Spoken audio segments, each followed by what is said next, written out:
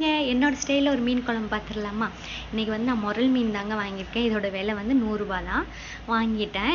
ஏன் க்ளீன் பண்ணுற வீடியோ இப்படி இருக்குன்னா, தம்பி எடுத்தாங்க, அவனுக்கு சரியாக எடுக்க தெரியல. சரி பரவாயில்ல, அதில் ஆட் பண்ணிடலாமேன்னு சும்மா ஆட் பண்ணியிருக்கேன். இன்னொரு வீடியோ வேணால் நான் மீன் கழுவுறது எப்படின்னு நான் போடுறேன். அதுக்கப்புறமா நல்லா வாஷ் பண்ணுங்கள். எப்படி வாஷ் பண்ணணும்னா, உப்பு போட்டு வாஷ் பண்ணணும். உப்பு வந்து இந்த மாதிரி நான் எடுக்கிறதில் ஒரு கை அளவுக்கு எடுத்துகிட்டு நல்லா போட்டு அந்த இப்படி இந்த மண்பானை இருந்தால் ஓகே. நான் மண்பானைன்னா நல்லாயிருக்கும் யூஸ் பண்ணுறதுக்கு. மீன் வந்து மண்பானையில் தான் கழுகணும். அதனால் அந்த மாதிரி வாங்கிக்கோங்க. ஒன்று வாங்கிட்டு நம்ம இந்த மாதிரி பண்ணும்போது மீன்லாம் உடையாது. நல்லாவே அதில் உள்ள செதில் வேறு ஏதாவது குடல்லாம் இருந்தால் வெளியே வந்துடும்.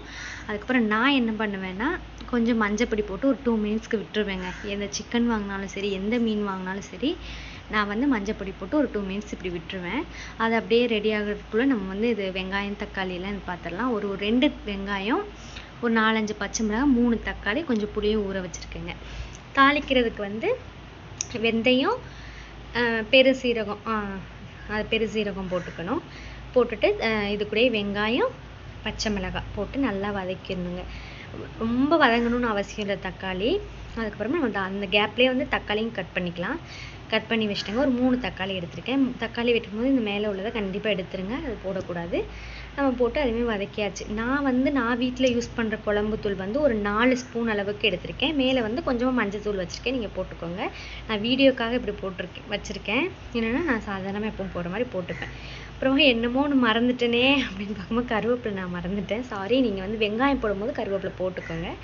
அதுக்கப்புறம் கருவேப்பிலையும் போட்டாச்சு. நமக்கு தேவையான தண்ணி ஊற்றி புளி தண்ணியும் ஊற்றியாச்சுங்க. ஊற்றிட்டு இதை நல்லா கொதிக்க விடணுங்க. நம்ம இதுக்கப்புறம் எதுவுமே பண்ண வேணாம். உப்பு செக் பண்ணிவிட்டு உப்பு பத்தலை, அதனால் நான் உப்பு கொஞ்சம் கூட போட்டுக்கிட்டேன். போட்டுட்டு அதுக்கப்புறம் மீனும் போட்டேங்க. மீன் போட்டு கிண்டிடக்கூடாதுங்க. கொஞ்ச நேரம் நம்ம சிம்மில் வச்சுட்டு நம்ம அதை அப்படியே விட்டுறலாம்.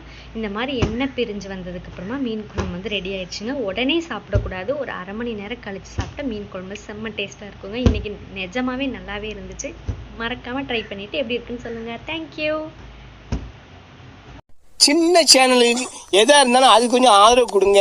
உங்க பொண்ணான கையை கொண்டு அந்த பெல்லில் தட்டிடுங்க.